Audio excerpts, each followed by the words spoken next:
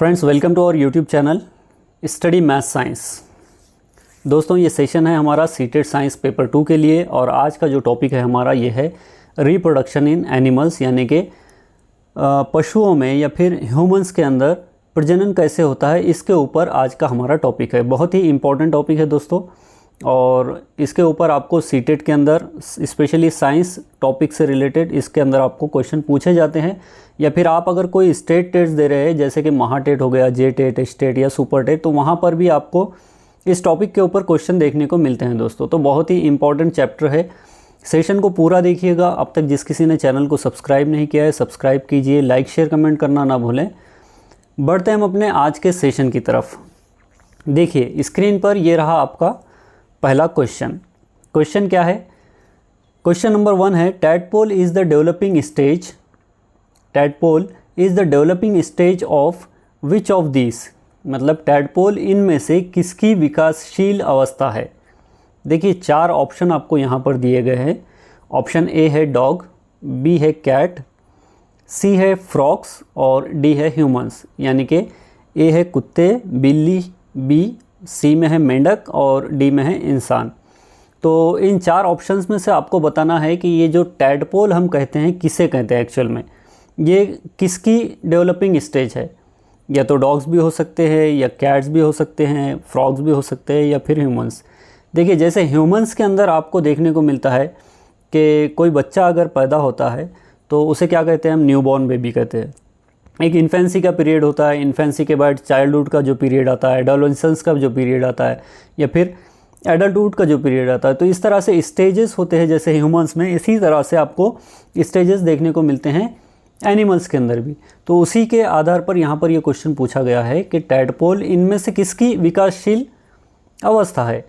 तो टैडपोल जो कहते हैं हम दोस्तों, वो कहते हैं हम फ्रॉग्स के जो न्यूबॉर्न होते हैं, फ्रॉग्स के जो बच्चे जब अंडों को हैच करके या फिर अंडों को फाड़ कर बाहर निकलते हैं, तो इसे हम कहते हैं टैडपोल्स। असल में टैडपोल होते कैसे हैं? इनकी बॉडी स्ट्रीमलाइन होती है, इनके अंदर 4 लिम्स या हैंड लिम्स यानी कि अगले और पिछले पैर दोनों यहाँ पर गायब होते हैं। इन्हें एक लंबी टेल होती है।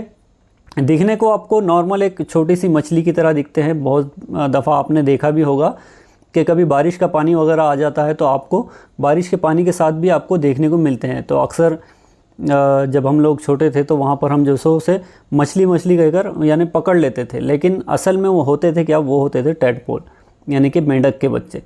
तो उनको ना पैर है अगले ना पिछले पैर है, सिर्फ एक दुम होती थी जो उनके स्विमिंग के लिए आसान होती थी। तो टैडपोल जो है ये एक डेवलपिंग स्टेज है आपके फ्रॉग्स की।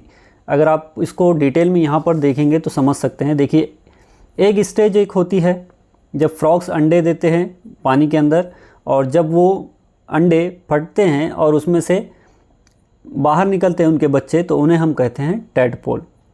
यानी कि मेंढक पानी में अंडे देते हैं जिनमें से टैडपोल निकलते हैं। और टैडपोल जो अवस्था है, टैडपोल स्टेज जो है, देखिए यहाँ पर आप समझ सकते हैं कि टैडपोल आमतौर पर छोटे होते हैं जिनका शरीर सुडौल होता है, तैरने के लिए लंबी पूँछ होती है और कोई अंग नहीं होते। वे गलफड़ों से सांस लेते हैं। इस तरह से भी आपको क्वेश्चन पूछ सकता है कि गिल्स के थ्रू सांस कौन लेते हैं। तो मेंढक अगर एडल्ट फ्रॉग है अगर कोई एक, तो वो गिल्स के थ्रू नहीं लेंगे सांस, वो लेंगे अपने लंग्स के थ्रू या फिर स्किन के थ्रू। लेकिन टैडपोल्स जो होते हैं ये पानी में रहते हैं, और पानी में रहने के बाद उनको ऑक्सीजन की रिक्वायरमेंट जब होती है तो वो पानी के अंदर जो घुली हुई ऑक्सीजन होती है उसे अपने गिल्स के थ्रू लेते हैं। तो ये भी बात आपको याद रखिए, यहाँ पर ये बात समझनी होगी कि टैडपोल जो होते हैं ये अपने गिल्स के थ्रू सांस लेते हैं। देखिए यहाँ पर आप समझ सकते हैं एक एडल्ट फ्रॉग है और एडल्ट फ्रॉग ने यहाँ पर एक अंडे दिए हैं।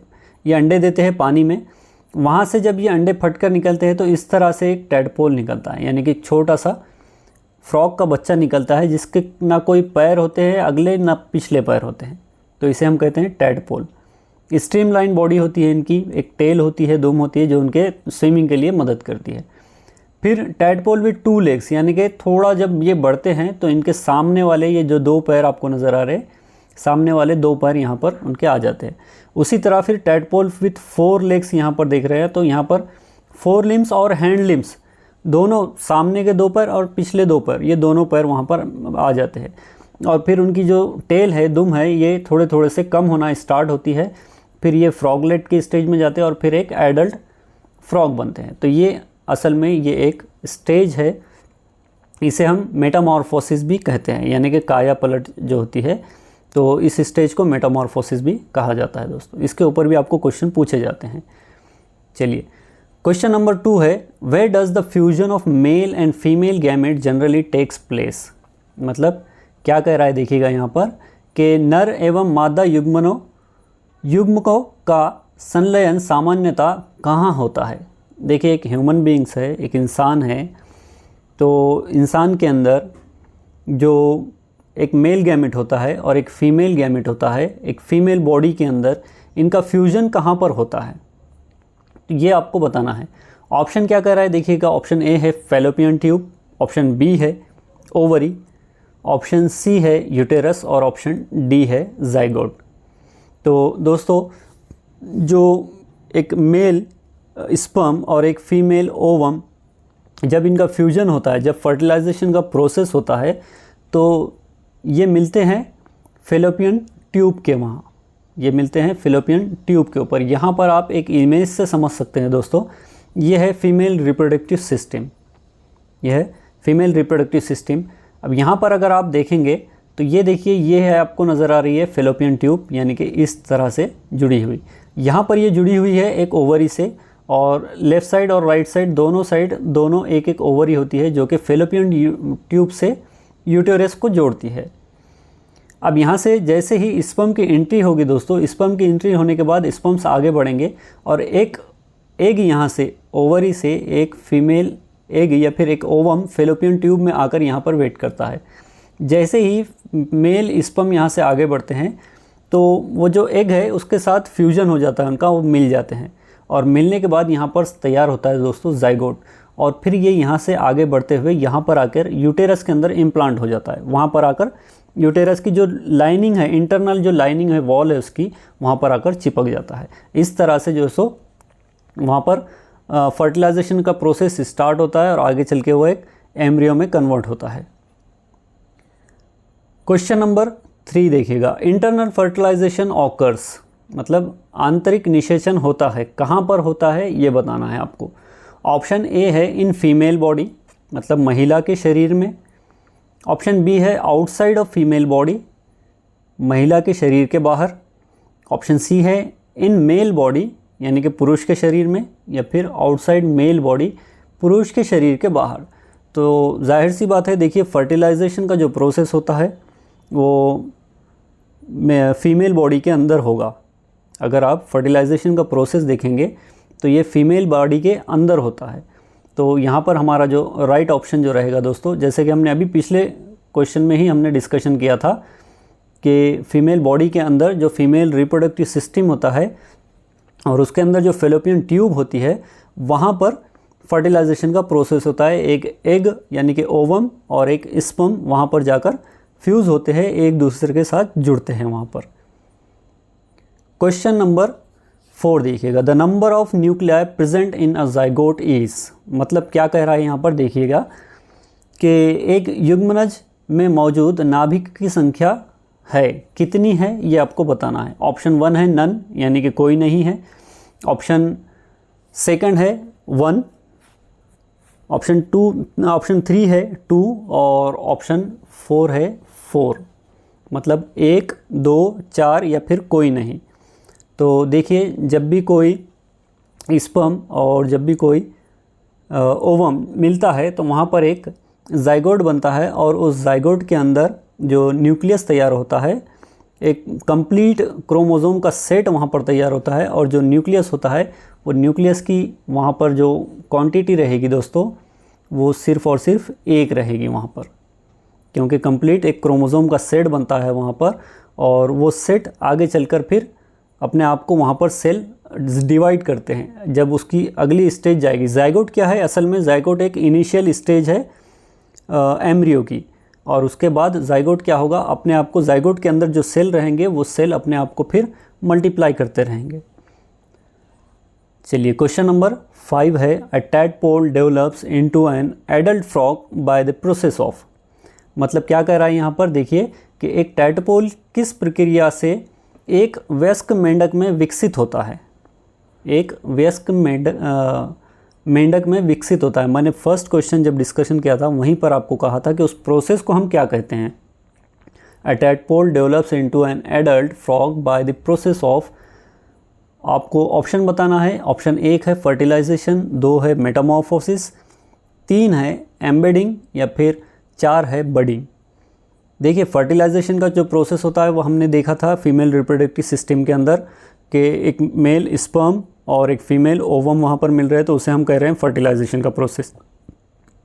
अब मेटामॉर्फोसिस जो होगा दोस्तों, जो हमने लाइफ साइकिल जो हमने देखा था कि एक एडल्ट है, एडल्ट एक अंडे दे रहा है, अंडे में से हैच होकर वो वहाँ से अंडे फट रहे हैं और एक टैडपोल निकल रहा है। टैडपोल की फिर स्टेजेस बढ़ते बढ़ते जो सो वो एक एडल्ट फ्रॉग तक पहुँच रहा है। तो ये जो प्रोसेस रहेगा इसे हम कहेंगे मेटामॉर्फोसिस का प्रोसेस। इसे हम क्या कहेंगे, काया पलट या फिर मेटामॉर्फोसिस का प्रोसेस। एम्बेडिंग यानी कि किसे कहेंगे दोस्तों, जैसे कि एक जाइगोट तैयार हुआ था फर्टिलाइजेशन के बाद और वो जाइगोट वहाँ से बढ़कर आगे जाके यूटेरस की लाइनिंग पर वहाँ पर चिपक गया था, तो वो जो रहेगा वो एम्बेडिंग रहेगा। या फिर बडिंग किसे कहेंगे हम, बडिंग जो होता है जैसे कि आपने देखा होगा कि बहुत सारे आपके हाइड्रा वगैरह हो गया तो वहाँ पर जो है सो बडिंग का प्रोसेस देखने को मिलता है आपको।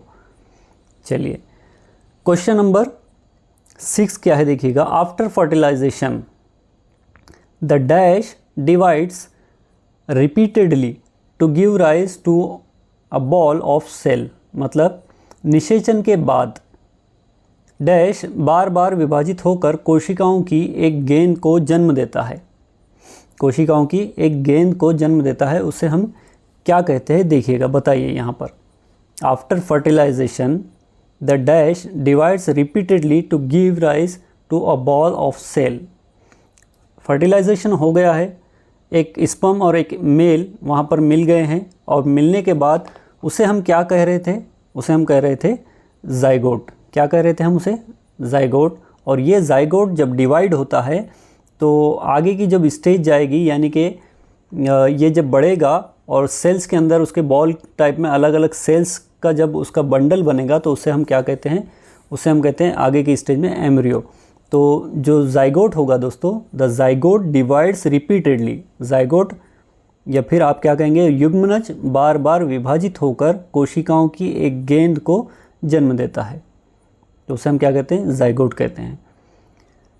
क्वेश्चन नंबर 7 है, budding is seen in dash, यानी कि मुकुलन डैश में देखा जाता है। बडिंग का प्रोसेस मैंने आपको अभी 2 क्वेश्चन पहले बताया था कि बडिंग किसे कहते हैं या फिर कहाँ पर देखने को मिलता है। ह्यूमंस के अंदर आपको ये देखने को नहीं मिलेगा, अमीबा के अंदर भी ये आपको देखने को नहीं मिलेगा, लेकिन बडिंग का प्रोसेस जो देखने को मिलता है दोस्तों ये है हाइड्रा के अंदर। हाइड्रा जो होता है, यहाँ पर आप इस इमेज से समझ सकते हैं, देखिएगा ये है बडिंग का प्रोसेस। मतलब एक हाइड्रा है, यहाँ पर आप देख रहे हैं ये पेरेंट हाइड्रा है, यहाँ पर एक छोटी सी आपको एक कली निकलती हुई वहाँ पर नज़र आ रही होगी, उसकी जो ब्रांच है एक छोटी सी, उसे कहते हैं हम बड। अब ये बड जब बड़ा होता है तो ये डेवलपिंग स्टेज में इस तरह से नज़र आएगा आपको, यानी कि उसके जो चाइल्ड हो रहे, उसके जो बच्चे हो रहे हैं उस हाइड्रा के, इसी तरह कहेंगे हम उसको। जब वो बड है, बड की थ्रू वहाँ से वो बढ़ रहा है। अब यहाँ पर एक न्यू बर्ड तैयार हो गया, ये देखिएगा।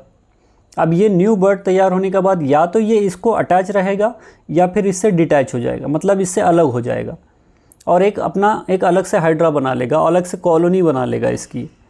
तो ये जो प्रोसेस होता है, यानी कि पेरेंट की जो उसकी बॉडी है, उसकी बॉडी से ही एक बर्ड निकलना, एक कली निकलना साइड से, और फिर वो वहाँ से डेवलप होना, उसी को कहेंगे हम बडिंग का प्रोसेस दोस्तों।